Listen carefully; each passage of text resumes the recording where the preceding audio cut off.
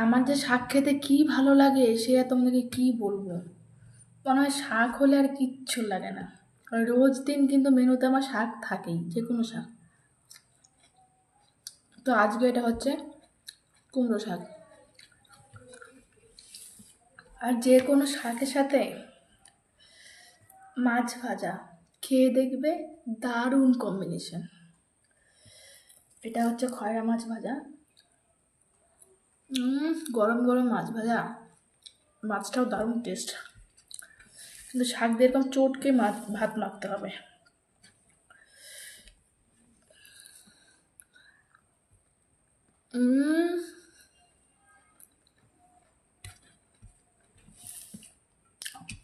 শুকনো লঙ্কা, কাঁচা লঙ্কা,